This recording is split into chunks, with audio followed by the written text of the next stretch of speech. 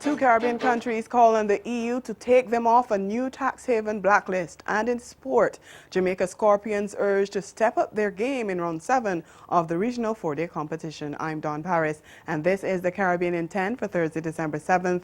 I'll be back with the details after the break. Did you know that a strategy has been developed to help improve the region's education and human resources? You didn't? Well, the HID strategy, as it is called, will guide CARICOM in how it delivers quality education and training to the people of the region. The strategy has been crafted by a group of experts called the HRD Commission. Consultations have been done across the region to get your input. Do you know that none of us will be left behind? The HRD strategy is important to all of us, students, parents, and employers. It will prepare the region, especially the youth, for the 21st century economy and society. The HRD strategy, unlocking Caribbean human potential.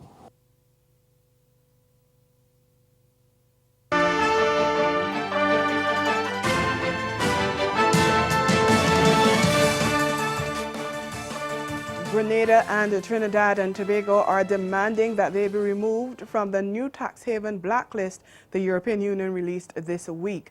The CARICOM nations say the EU got it wrong when it put them on the list of 17 states that it says are not doing enough to crack down on offshore avoidance schemes. Grenadian leader Dr. Keith Mitchell has called on the EU to remove his country from the list as soon as possible, given that Grenada has adequately and formally indicated its commitment to comply with all stipulations going forward. And Trinidad and Tobago Prime Minister Dr. Keith Rowley blamed the last People's Partnership administration for the current situation. But he also told Parliament that his administration has already started efforts to prove the information on the EU list about the Twin Island Republic is wrong.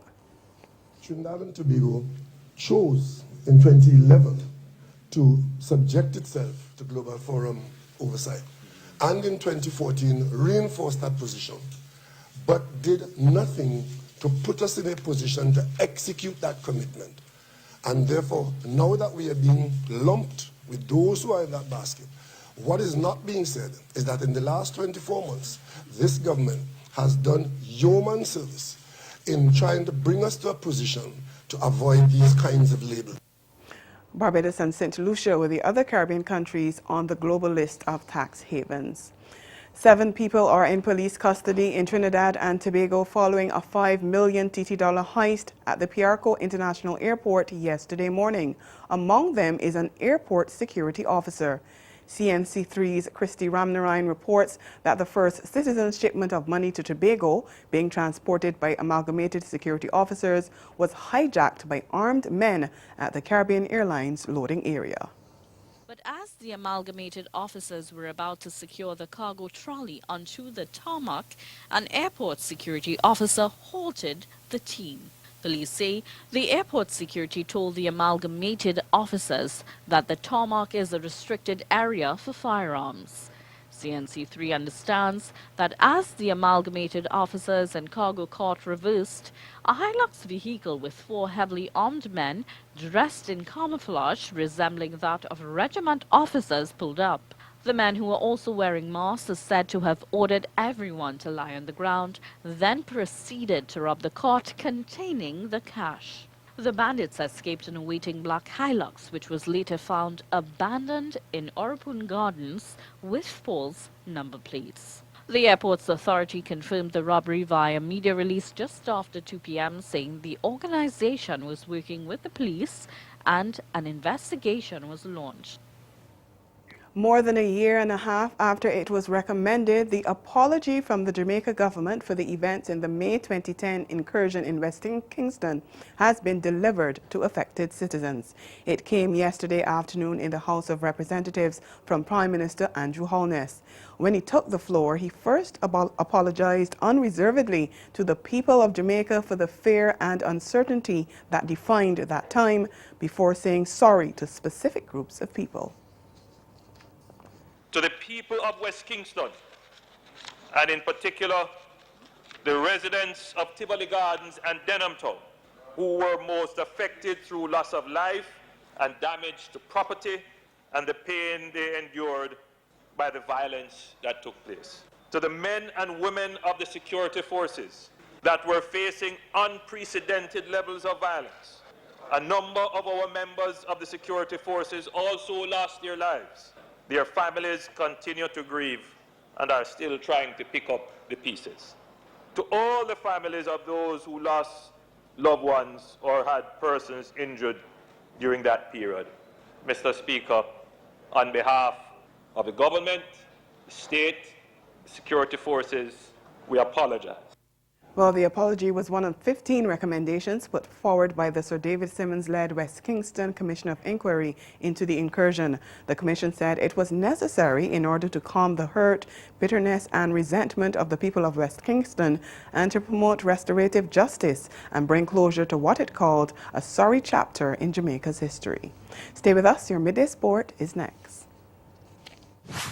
Coming up on Caribbean Passport, it's time to soothe the palate at the Barbados Food and Rum Festival.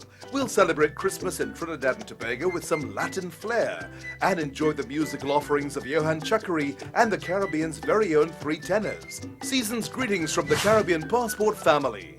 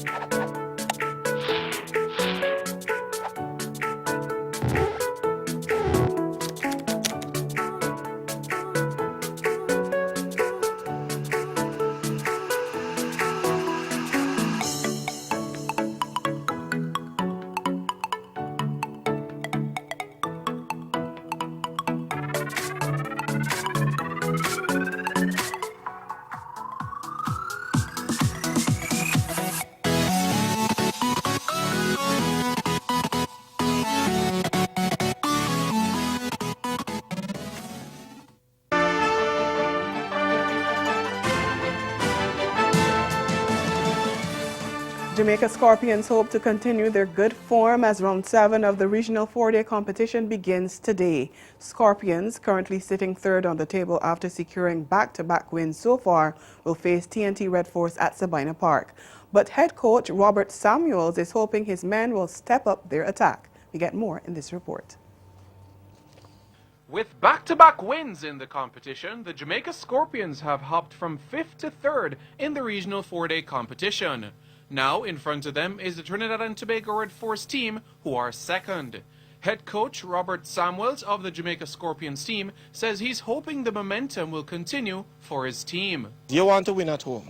And if you win all your games at home, then even if you go away and you lose a couple, you'll still do well in the competition. So you want to win at home. And 2 wins on the trot is very good. And as I said earlier, it is because of the performance of Nikita Miller. So we are hoping, I am hoping that the bowlers step up the next game. The batting have been doing fairly well. We have scored 400, we have scored 300 twice. And we do it in the first innings where it is most important. So we have been batting, we've been batting even 2 new balls. We score 141 and we still get 2 new balls to bat. So we have been spending time in the middle. But what we need now is somebody to step up with the ball and does something similar or same as Nikita is doing. The Red Force are also coming off a win as they defeated the Leeward Islands Hurricanes by an innings and 16 runs in St. Kitts. Captain Dinesh Ramdin says he's keen on reducing the gap that the Guyana Jaguars has at the top of the table. Most definitely, they're right on our heels. Guyana have gone ahead with some points on the board, so it's very important we play well in this game. That's Caribbean in 10. Good afternoon.